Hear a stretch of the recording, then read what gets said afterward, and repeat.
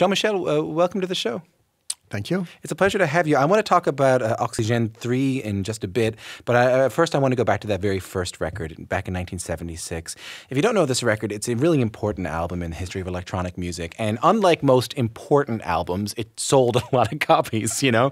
There's usually albums that are deemed important means, oh yeah, we sold 300, but it was important. Not only was this important, but it sold over 50. I sold 300 of the previous one. Yeah, over 15 million copies. Why do you think that album resonated so much with audiences back then? I don't know. I don't really know, because actually it has been firstly it has been rejected by almost all record companies, saying what this music is all about. There is no drummer, no singer, and on top of it, he's French. So and then a small label took it, and with the success you just described. And I think it's, things are happening because sometimes you do something which happen to be in phase with society, with what people want to listen to, probably linked to a certain idea of the future, also linked with space, and this kind of at that time, this kind of hope you had where the future was cool, where the future, the idea, the vision of the future was cool. But after the year 2000, cars would fly, and the social and education system would be perfect. Yeah, would be a bit disappointed after 2000. Yeah, hopefully you didn't stick around. I was going to say that because 1976, so much was happening. Disco was peaking, but punk was breaking. Punk was breaking at the same time, and then this album sells 50 million copies. What do you think it was about 76? What was going on then? I think that. It's always the same thing. When you have very big trends happening, something like a kind of UFO happening, something like a totally different happening, suddenly creates a kind of shock, probably, and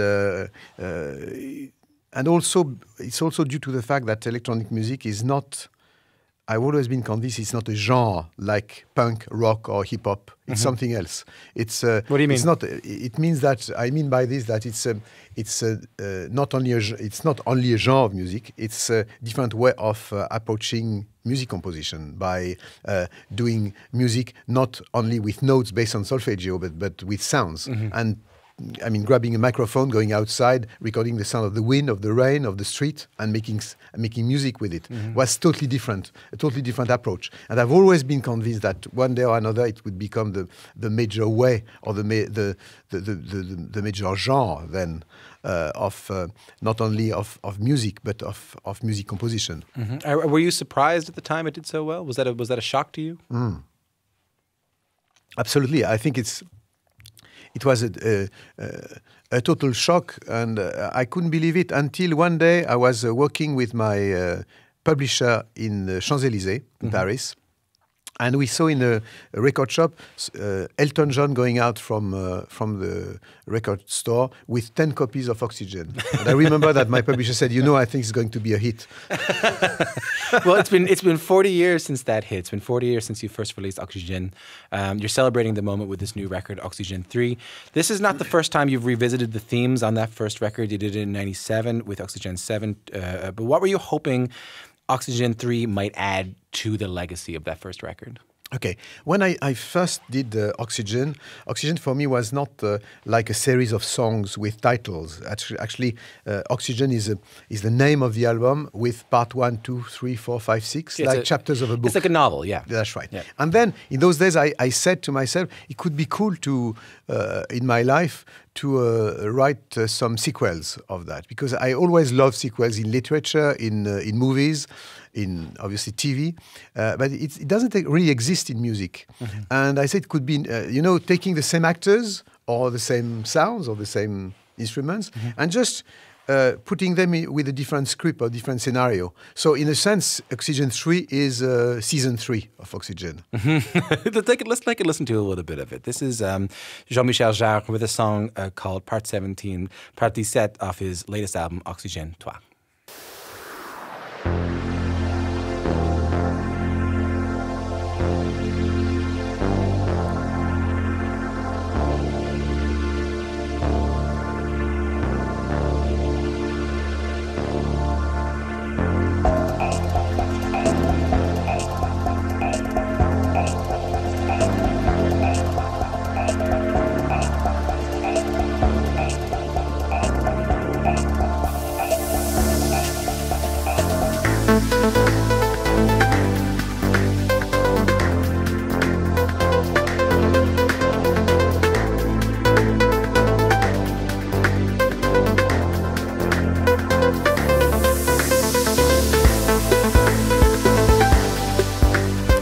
little bit of part 17, partie 7 off of Oxygène 3 or Oxygène 3 for the latest album from my guest, pioneering electronic musician Jean-Michel Jarre. So did you listen back to when you were composing the sequel, the sequel to Oxygène, Oxygène 3, did you listen to the old record? Did you listen to the first record? No. I know. I actually, what happened is actually I was involved in this massive project I released just before Oxygène 3 called Electronica, based on the collaboration with lots of different artists linked directly or indirectly to the electronic music scene. And I've traveled a lot, working with lots of different people, lots of different countries. And I did, during this period, a track. This track was not fitting with the project I was working on. And I said that would be the beginning of maybe another Oxygène. But why not go back to the first record? I mean, if this is a sequel to the first record, why not go back? Why were you? Was it intentionally you weren't listening to it? Actually, yes, because actually when after this massive production I've done, I said it could be fun for me first to go back to what I've done at the beginning of my career, where I did the first Oxygène in 6 weeks with very minimalist equipment. And I said, okay, I'm going to lock myself up in the studio for 6 weeks, and just trying to get the same kind of approach. Like I did the first one on 8 tracks, 8-track tape recorder. So I said, okay, I'm not going to use more than 8 sounds at the same time, and so on and so forth. So I was going to ask about that, because the 6 weeks, the first one, and 6 weeks the new one. So that was intentional. That was the first question I had, really. Yes, yeah. I mean, rather than listening to it, rather than going back to if it's possible, the same kind of mood. And I say I'm not going necessarily to use exactly the same kind of instrument, because if I was doing the first one in 2017 and 2016, I would use something else, the instruments of my time. What I've done, actually, I mixed both, and the first one was quite sunny and dark, I would say, with the visual, the graphics, with the skull inside the earth and all that. You had that, and I did also the first one in vinyl days, where unconsciously we were thinking about side 1, side 2, 20 minutes on each side, etc. And I did the same. I did the same thing, almost unconsciously. I would say that Oxygène 3 has 2 sides, vinyl like a vinyl. One side being more dark and abstract, and the other side being more probably more sunny or more musical, more melodic. This is something that Miles Davis has talked about, and this is and I know you're a fan of Miles Davis, and I know you listen to Sketches of Spain a lot in making this record. And I got the crazy honor one time of speaking to Herbie Hancock about this, which is the idea when you make very free music, like you do and like they do, sometimes putting constraints on how you make your music, whether it's I want to make this in 6 weeks or I want to make this using this particular technology, can actually add to your music. Do you find? Absolutely. I think that limitations are the key. What do you mean? For creation limits. I mean, for instance, I did the first one with the first Oxygène with very limited equipment, because very few electronic equipment was existing at that time, and also it was very expensive. So I was very limited for both. It was like going to the moon, that first record you made. Exactly. Yes, exactly. But we're going to the moon with an aeroplane. Yeah. You know? and then. And these days, technology would probably make us believe all that there is no limit anymore. I mean, since the beginning of this conversation, probably 1,000 softwares have been released in the market, and they will be probably obsolete by tomorrow morning. Yeah.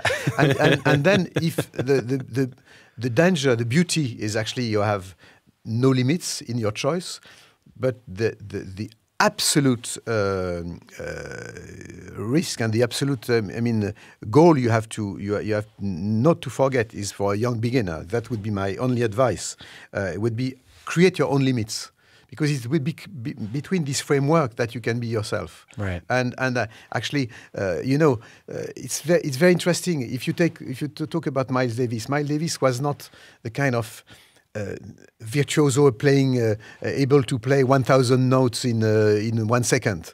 Then because he was not like this. His talent and his genius was somewhere else. So he suddenly went to get, for instance, in his life, playing less and less notes because it was the way he was perceiving music. And then his own limits, he used his own limits to make something absolutely unique, what was his style. Yeah, he would say that the notes that you don't play are as important, if not way more important, than the notes you do play. Do you relate to that? I could not agree more. I would mention also something else. In China, people are considering that the silence between notes are more important than the notes themselves. Yeah, it's the same kind of. Well, yeah, Mozart knew that. I mean, it's a beautiful. This is really fun to talk to you. I want to play another track from Oxygène 3. This is part 20 on cue.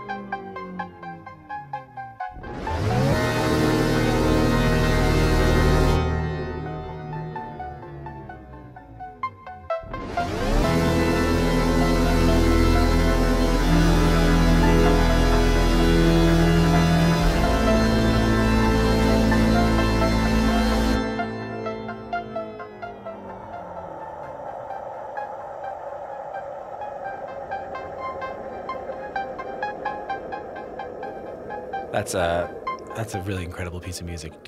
That's Jean-Michel Jarre, by the way. It's part 20 from his new album, Oxygène 3. Even just listening to those 20, 30 seconds of it, you get so impacted by it. Just tell people listening to this a little bit about that piece of music. You know, it's interesting listening to it, and I was makes me think about kind of Alien or something. But you know, it's very very interesting what happened with through this Oxygène 3. Recording. It was I did it also within very difficult times. We've been in my country, in France, with all these horrible terrorist acts we've been victims of, like you in Canada. But in France, it has been particularly hard the past 2 years, and almost unconsciously, I did this. I mean, this album, Oxygène 3, has 7 parts. 7 parts, yes, and then between each part, you have these kind of chaotic moments. One like the moments we just heard about, and these parts are not related to the previous one, or these sections are not related to the previous part or the next or the following one, and it's like if I wanted to express the fact that you go out, and at the corner of the street you can meet the love of your life, or you can die because of you've been trapped into a terrorist act. This kind of totally unexpected chaos that can come to you anytime, and it's something that I think I've been quite impressed by. I did some of the music of my previous album, and I was in studio when the Bataclan. You were in studio making music when the attack on the Bataclan happened. Yeah, and I've been really shocked by that, because I ignored what happened. And when I was working with one of my friends called Christophe, a very good French singer and very interesting artist, and we just ignored that because we were isolated. And when I went back home, I realized that it was like we were in war. We never experienced war in our generations. I mean, our parents, yes, did, but not us. And to be in the middle of Paris, no noise, just police cars everywhere, no lights on the cars, and total silence. It was like a kind of blitz, kind of, it's like if the planet or the Earth just stopped in Paris that night. And that really impressed me. And I think that some of these feelings are almost unconsciously inside in this Oxygène 3 album. Because it's chaotic. It can be chaotic. It can be a dissident, not unlike life itself. It's a really, I think even just, you can hear when we were listening to it then, you could feel the table rattle as you got to some of those frequencies. Yeah. I think that electronic music has the ability, through manipulating frequencies, to affect us physically in a way that a lot of other music can't. Yes, you know, I always consider my job in a very specific way. My job is actually to make the air vibrating. Oh, okay. It's very humble, very invisible, because it's and depending on the way you are making the air vibrating, you can create boredom. You can create the fact that you want to move your body until the end of the night. And you can actually make someone's body feel differently. Exactly. Yeah. And it's just by moving air in a slightly different way. Is that why you've always put such an emphasis on live shows? I would say more than a lot of electronic performers. Probably. I think also it's because I've been really involved with paintings and visual arts when I was a student. I almost hesitated becoming a musician or a visual art artist. I would say, rather than a painter. What do you get out of that? What do you get out of standing on stage? I mean, there's a 3.5 million people came to see you at one point. You hold one of the records for the largest outdoor concerts. 3.5 million people. What do you? I can't even understand. I can't even think about that many people in a room. Like, what does that feel like to stand up on stage in front of that many people and play your music? You know, it's strange because it was in Moscow. What you are referring in Moscow. at it, and I remember that when they announced the concert, the mayor of Moscow said we are doing this concert and we are expecting 30,000 people, and more than 3 million people came along, and I never exactly understood why. And it happened a few times in my life. And I think that beyond myself, I think it's because also it's probably due to the fact that people want to experiment and to experience things in a different way. Partly these days where we think we are connected to the world through our screens, our smartphones, our computers, and actually we don't talk to our neighbor next door. I mean, we need somehow to gather shoulder against shoulder for something that is not going to happen next Saturday. That's going to happen just like the real one-off. But how does that feel for you, just as a human, walking out on stage and seeing that mass of people in front of you? Are you terrified? Are you? Yeah, I mean, but I think that the scare for me is the same if you have 200 people in a room or 3 million people, because actually I think that the performance on stage is a very strange chemistry, very mysterious chemistry between two entities, the stage and the audience. And whatever the scale of the audience, this chemistry works or doesn't. We could talk forever about this, but I've just had an example. You were mentioning this concert in Moscow. I did this concert the night of the funeral of Princess Diana. And I was quite close to Princess Diana. She was she was quite a big fan. She went to one of my concerts in London, and I was quite on stage. I suddenly thought about her, and I just dedicated one song she loved that I've done, "Souvenir of China," that she to her. And you know, in Moscow on Saturday night, lots of vodka is going on, so it was real chaos all over the city. And suddenly I said I would like to dedicate this next song to my friend Princess Diana, and suddenly the whole city stopped. Not one noise, nothing, and they just use their lighters and to make lights, and it was so moving. First of all, I mean, in those days, I mean, Moscow was quite remote from London and from England, and so the power of this young woman was extraordinary. But actually, what I mean by this is actually suddenly, I couldn't even play after that. We were really? All. It was a very emotional moment, and I mean by this that, you know, again, suddenly these 3 million people, it was like family. It was like just one audience in a little theater. You know, it's fantastic. The communion, the spirit, the community spirit was very, very high, very strong. It's incredible. Do you still listen to electronic music? Do you listen to new electronic music now? Yes, a lot, because I have lots of contacts, lots of friends in the DJ scene, in the new electronic music scene, and actually that was what gave me the desire to do this Electronica project just released before Oxygène 3. The Electronica project, yes, and I mean, collaborating with people who are linked directly or indirectly to electronic music, whatever the generation, from M83, Gesaffelstein, or Air, Moby, to John Carpenter or Tangerine Dream. Well, I wanted to put you on the spot a little bit because it's not every day I get to speak to someone at your level. Can you give me your top 3 favorite electronic musicians of all time? of all time. It's always difficult because I don't think I have 3. I have probably 100. But I would say that for me, in a very, I think that I wouldn't say favorite because I think it's not like sports. I don't like this kind of. We shouldn't be ranking hierarchy. music against. But actually, people who have been a source of inspiration and very important, I would say Walter Wendy Carlos. It's not 2, but 1. And I consider that the soundtrack she made for Clockwork Orange is probably one of the most important thing in my life as a musician. I think that what David Byrne and Brian Eno did for My Life in the Bush of Ghosts is also something very. It's a foundation of something. I did Zuluk at the same time, and lots of people are thinking that those two albums, based on sampling for the first time, are quite close.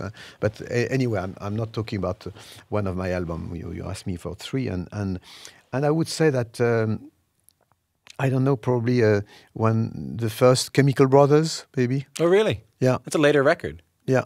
So you're still, I mean, people of your caliber and people who have released albums, in the late 70s, it's not. When you say latter, yes, Chemical Brothers is always they're always very adults, because if I could tell you about much younger also people who have been, for example, the first, and I invite our listeners to listen to Fog Buttons, for instance, because they are not a very known band from the UK. But the first time I heard their music, I said, this is something I never heard before. And they are 25 or 28. But it's not uncommon for artists that are, by the way, you look great. I don't know how you're doing this. I have no idea. I want whatever your secret is. I want that secret. Whatever cream or serum you're using, I want to figure this out right because now. I'm a vampire. They call me Dracula on stage. That must be it. But a lot of artists who started making music when you did, they can find themselves trapped in a bubble of nostalgia that they only like artists for about 10 years before them and about 10 years after them. Why do you think you keep searching for new music?